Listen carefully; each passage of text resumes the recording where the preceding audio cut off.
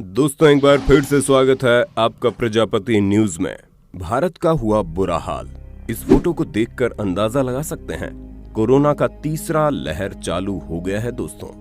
लेकर आ रहा हूं। क्या आपको मालूम है चाइना ने कोरोना वायरस को कैसे हराया और क्यों हमारा देश भारत आज भी कोरोना वायरस को नहीं हरा पाया? आखिर क्यों? और क्या आपको मालूम है चीन फिर से भारत को खतरे में डालने वाला है? आज के इस वीडियो में पूरी डिटेल में मालूम चलेगा। दोस्तों आज हमारे देश में जो हालात हैं उसे देखकर हर किसी की रूह कांप रही है, क्योंकि भारत में कोरोना वायरस दिन दुगनी रात चौगुनी तेजी से अपनी पकड़ लोगों के बीच बना रहा है और हर रोज नए रिकॉर्ड तोड़ रहा है। ऐसे में आपके दिमाग में ये सवाल कभी न कभी तो आया होगा कि दुनिया की सबसे बड़ी आबादी वाला देश चाइना, जहां से ये खतरनाक वायरस निकला था, आज पूरी तरह से कोरोना वायरस मुक्त कैसे हो गया? आखिर ये अजूबा हुआ कैसे और कैसे चाइना ने इस वायरस को हराकर अपने देश को जीत दिलाई? वहीं हम भारतवासी आज भी इस खतरनाक वायरस की चपेट में आकर कुत्तों की मौत मरने को मजबूर है।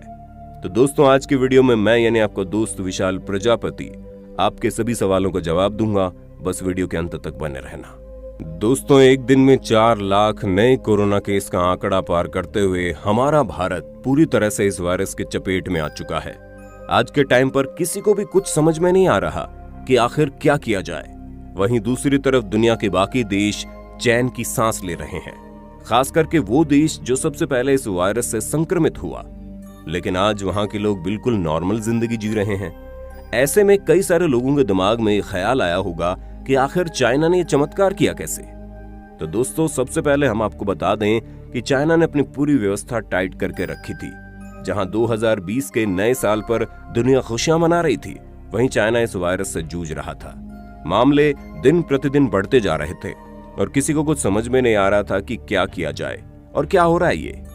लेकिन चाइना ने बिना हार माने लोगों के हित में काम करना शुरू कर दिया और ऐसे बहुत से काम किए जिसकी वजह से आज चाइना में ये वायरस ना के बराबर है।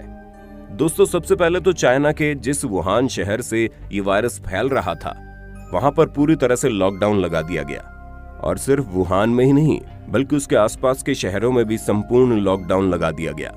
लोगों के फ्री कोरोना वायरस टेस्ट हुए, जिनका इंश्योरेंस नहीं था उसके इलाज का खर्चा उठाने की जिम्मेदारी सरकार ने ले ली। और तो और मात्र 7 दिन के अंदर एक ऐसा अस्पताल खड़ा कर दिया गया जहां पर कोरोना वायरस से संक्रमित लोगों का इलाज हो सके। सिर्फ इतना ही नहीं, बीमार लोगों के बारे में इंफॉर्मेशन देने वाले तक को इनाम भी दिए जा रहे थे ताकि ज्यादा से ज्यादा लोगों को इस बीमारी से बचाया जा सके। इसलिए दिन में 40,000 टेस्ट होने लगे और ये सभी चीजें चाइना के लिए इतनी ज्यादा फायदेमंद साबित हुई कि कुछ ही महीनों के अंदर वुहान वापस अपने काम पर लग गया।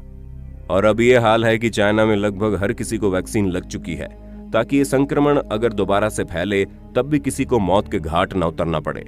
और इन्हीं सब तरीकों पर काम करके चाइना ने वाकई में इतिहास रच दिया। आगे बढ़ने से पहले अगर आप हमारे चैनल पर नए हैं तो प्लीज सब्सक्राइब करके घंटा हिलाना मत भूलना। ऐसा करने से आप पर कृपा आनी शुरू हो जाएगी। ट्राई करो, इट्स वर्क। पर दूसरी तरफ अगर हम हमारे भारत की बात करें तो आज इस महामारी को हमारे देश में दस्तक दिए 1 साल से ज्यादा का वक्त हो रहा है, लेकिन अभी भी हमारे यहाँ की व्यवस्थाएं बिल्कुल ठप पड़ी हैं। हर किसी को पता था कि अगर ये महामारी और ज्यादा फैली तो लोगों को ऑक्सीजन की जरूरत पड़ेगी, पर ये सब चीजें पता होने के बावजूद ऑक्सीजन की व्यवस्था नहीं करवाएगी। अरे ऑक्सीजन तो छोड़िए, यहाँ तक कि हमारे देश में मरीज को भर्ती करने के लिए बेड तक नहीं है। जहां इस वायरस के फैलते ही चाइना ने केवल 7 दिन में अस्पताल बनवा दिया, लेकिन हमारे भारत में अस्पताल तो छोड़िए, अस्पताल के बाहर खड़े होने तक की जगह नहीं बची है साहब। हालात ये है कि अगर कोई मरीज मरता है तब जाकर उसका बेड दूसरे मरीज को मिलता है।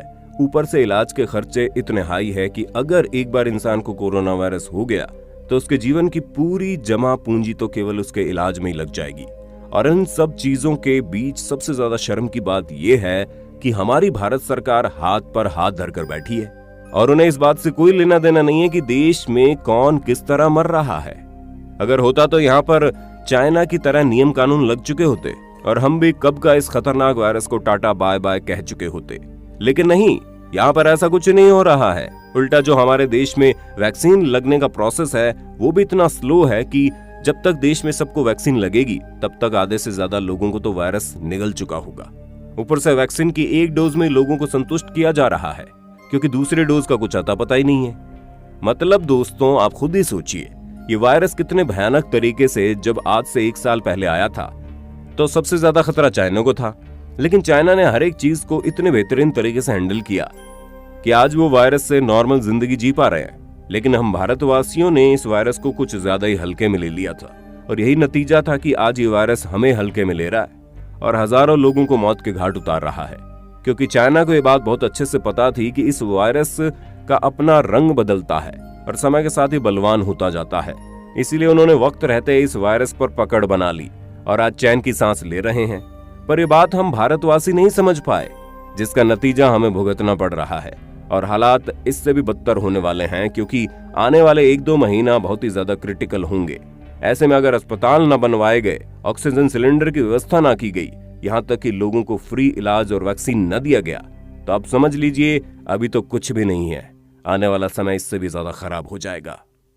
अब दोस्तों, भले ही भारत और चाइना का 36 का आंकड़ा चलता हो, लेकिन इस मामले में हमें इस चाइना से सीख लेनी चाहिए कि किस तरह हम इस महामारी से निपट सकते हैं, क्योंकि जितनी तेजी से चाइना ने वायरस को भगाया है वाकई में काबिल तारीफ है, और जिस तरह हम भारतवासियों ने इस वायरस को हल्के में लिया है उससे ज्यादा शर्मसार बात कोई हो ही नहीं सकती।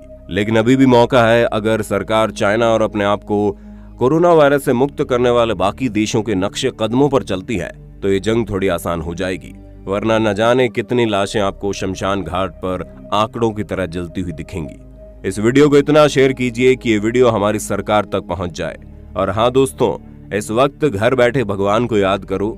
यदि भगवान आपको याद कर लिए तो समझ ही सकते हैं आपके साथ क्या हो सकता है। बाकी आपका इस पर क्या कहना है हमें कमेंट में जरूर बताना।